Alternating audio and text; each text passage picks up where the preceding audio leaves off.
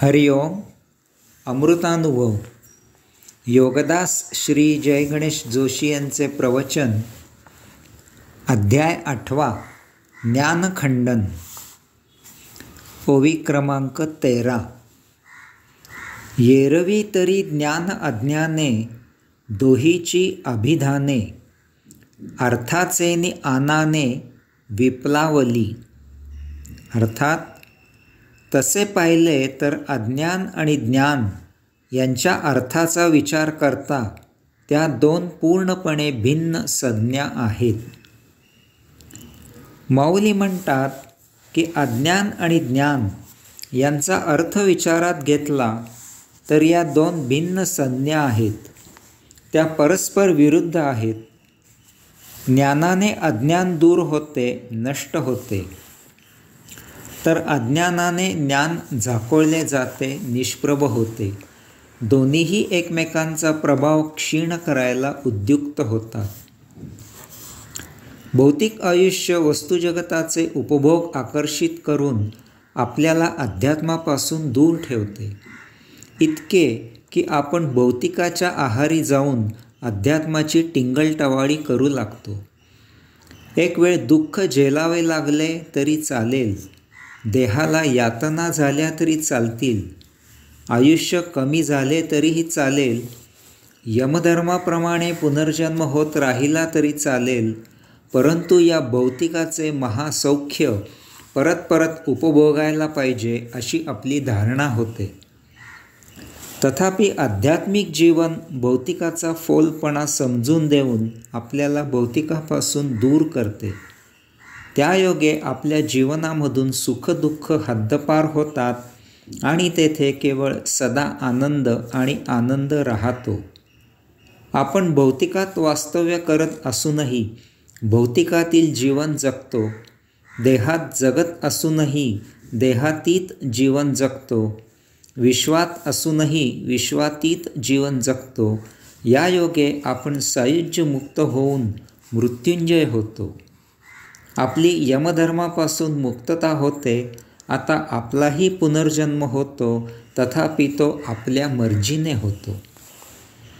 यासाठी आपल्याला ज्ञानाने अज्ञान दूर करावे लागते आणि यथाकाळी ज्ञानामधूनही विज्ञान प्राप्त करून या सर्वस्वाच्या अतीत मुक्त व्हावे लागते. तत्क्षणी आपली भौतिक आयुष्यामधून सुटका होऊन आपण आध्यात्मिक जीवन जगू लागतो. आता पैसा, प्रसिद्धी, प्रतिष्ठा या ससेमिऱ्यामधून आपली मुक्ती होते. आपण मोकळा श्वास घेतो. धन, समाज, विचार या संग्रहापासून आपण मुक्त होतो आणि स्वानंदात मोकळेपणाने जीवनाचा परम आनंद घेऊ लागतो. एका दिव्य क्षणी शेवटची परमगती प्राप्त होते. आपण स्वमर्जीने या विश्वात वास्तव्य करत असतो. देह त्याच्या चरितार्थासाठी कर्मयोग करत असतो. आपण अंशात्मा याच एकमेव जाणीवेने पुरुषोत्तमासाठी येथील सृष्टी अवलोकन करत असतो. त्याचा आनंद पुरुषोत्तमाला घ्यायला मिळावा म्हणून आपण या सर्वापासून अलिप्त राहतो. हे ते साविरक्ता आहे. हीच अंतिम गती आहे. यासाठीच ही वैश्विक यात्रा आहे. ओवी क्रमांक 14. जैसे दंपत्ये परस्परे, तोडूनी पालटिली शिरे, तेथे पालटू नासरे, दोहीचे जिणे. अर्थात जसे दाम्पत्य एकमेकांची शिरे एकमेकांना चिकटवूनही परस्परांची जीवनशैली बदलू शकले नाहीत. पती आणि पत्नी एकमेकांवर अगदी जीवापाड प्रेम करतात, एकमेकांची भरपूर काळजी घेतात, एकमेकांच्या गरजा ओळखून त्या पूर्ण करण्यासाठी प्रयत्नांची पराकाष्ठा करतात. परंतु यातही एक छुपी स्पर्धा सुरू असते की एकमेकांमध्ये एकमेकांची जास्त काळजी कोण घेतो. यामुळे एकमेकांची गरज उद्भवण्याआधीच ती भागवण्याची सोय दुसऱ्याने केलेली असते. असे करून दोघेही एकमेकांना चकित करत असतात. अशावेळी एकमेकांची एकमेक मनसोक्त स्तुती करतात अशी स्तुती 4 जणात करण्याची एकही संधी दोघेही सोडत नाहीत. तथापि यातही एक सांसारिक गंमत घडते आणि त्याचेच उदाहरण देऊन माऊली आपल्याला अध्यात्माचा उपदेश करत आहेत. अशा प्रकारे हे दाम्पत्य सौख्यात आणि समाधानात जगत असते, अगदी नांदा सौख्य बरे. हे वाचून आपल्याला वाटत असेल की यांना दृष्ट लागू नये. तथापि मन महाचलाख असते. ते कसेही करून स्वतःचे अस्तित्व टिकवून ठेवत असते. ते त्याची करामत दाखविते. पतीच्या मनात येते की पत्नी त्याची ज्या प्रकारे काळजी घेते त्यापेक्षा तोच पत्नीची जास्त काळजी घेत आहे. तसेच पत्नीला वाटत असते की पती तिची ज्या प्रकारे काळजी घेत आहे त्यापेक्षा तीच त्याची काळजी जास्त घेत आहे. एखाद्या गाफील क्षणी काहीही कारण नसताना केवळ मनाच्या उचापतींना भुलून बळी पडून दोघेही एकमेकांचे मन एकमेकांजवळ मोकळे करतात. येथे त्यांच्यात कली शिरतो, मन जिंकते. दोघेही एकमेकांना सांगतात की दोघांनाही एकमेकांचा हा विचार पटत नाही.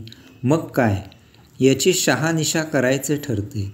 दोघेही यासाठी नामी युक्ती शोधून काढतात. ते असे ठरवितात की दोघांनीही आपापली शिरे मान कापायची आणि एकमेकांनी एकमेकांना ती चिकटवून घ्यायची.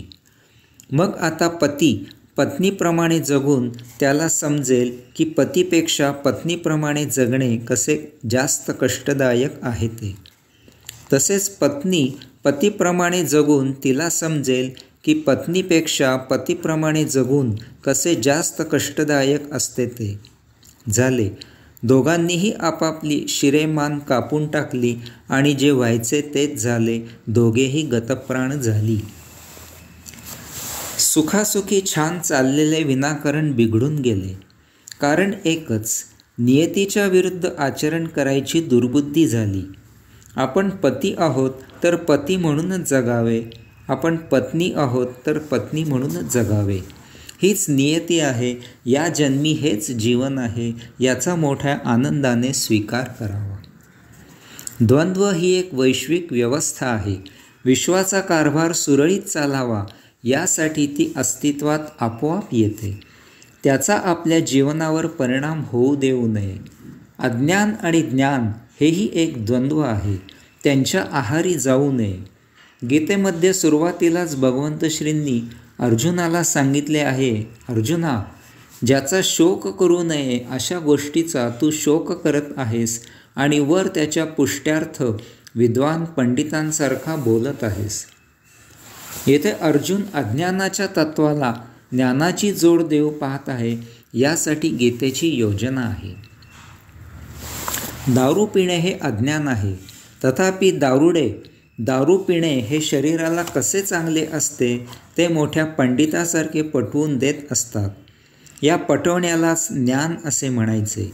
पाहिलेत, दारू पिणे या अज्ञानाला ती कशी चांगली आहे हे सांगण्यासाठी त्याच्या विरुद्ध असलेल्या ज्ञानाचा उपयोग कसा करवून घेतला जातो ते.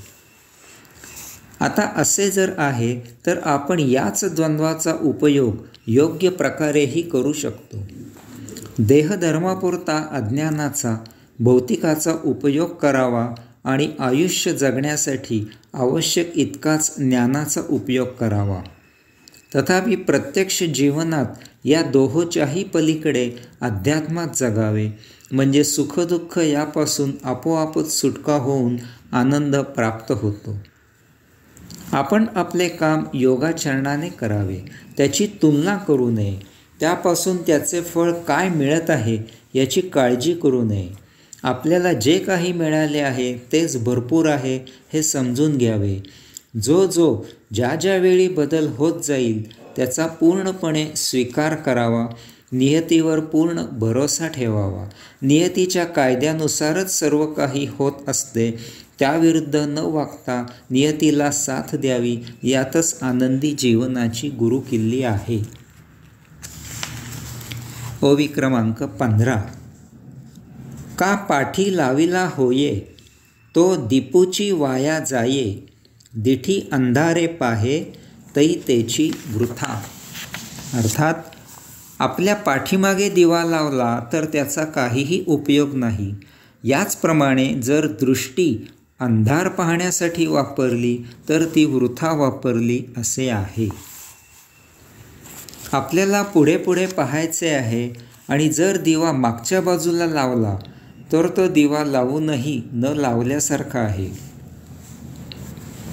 कारण त्याचा प्रकाश पुढे पडणार नाही आणि आपण पुढे पाहू शकणार नाही. याचप्रमाणे जर आपण आपली दृष्टी अंधार पाहण्यासाठी वापरली तर ती दृष्टी न वापरल्यासारखेच आहे, कारण अंधारात आपण पाहू शकत नाही. अशा प्रकारे मागील बाजूकडील प्रकाश आणि अंधार पाहणारी दृष्टी हे दोन्हीही निरर्थक होईल. याचप्रमाणे ज्ञानाचा उपयोग अज्ञान नष्ट होण्यासाठी झाला पाहिजे, तरच त्या ज्ञानाचे सार्थक झाले असे होईल. नाहीतर दारू चांगली कशी आहे हे पटवण्यासाठी ज्ञानाचा उपयोग केल्यास ते अंधार पाहण्यासाठी दृष्टीचा उपयोग केल्यासारखे होईल. ज्ञान अनाठायी वापरू नये. तसे करणे म्हणजे ज्ञानाचा दुरुपयोग करणे आहे. तसेच अज्ञानाचा, भौतिकाचा उपयोग देह जीवित ठेवण्यापुरताच केला पाहिजे. या योगे देहाकडून ज्ञानार्जन करवून घ्यावे आणि त्या योगे कैवल्य प्राप्त करावे, तरच अज्ञानाचा सदुपयोग केला असे होईल. या योगे येथील प्रत्येक गोष्ट सकारण निर्मित केली आहे या आत्मपरब्रह्माच्या श्रमांचे सार्थक होईल. हरिओम.